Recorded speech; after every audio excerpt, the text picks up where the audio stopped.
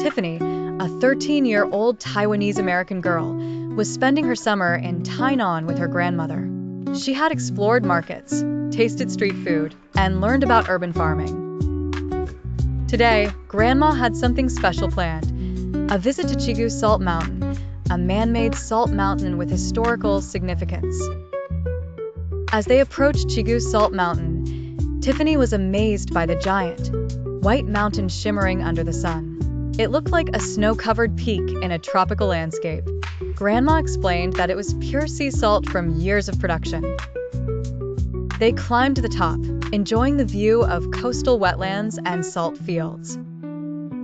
Grandma shared the history of Qigu Salt Mountain, explaining that during the Qing dynasty, salt was a major industry in Taiwan. The region's sun and sea breeze made it ideal for salt making.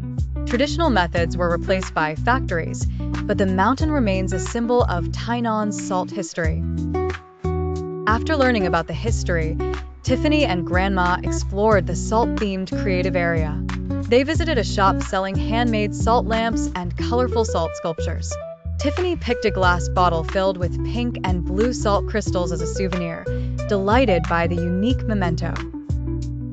Tiffany tried a DIY salt-making experience, raking salt like traditional workers. She laughed at the challenge of scooping the soft, powdery salt into a container. Before leaving, she tasted salt-flavored ice cream, surprised by its sweet and salty taste, and enjoyed the unique culinary experience.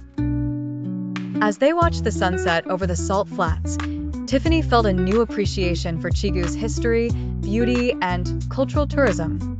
She wanted to share the story of tradition, hard work, and creativity with her friends in New York. Grandma reminded her that every place has a story, and she became part of it.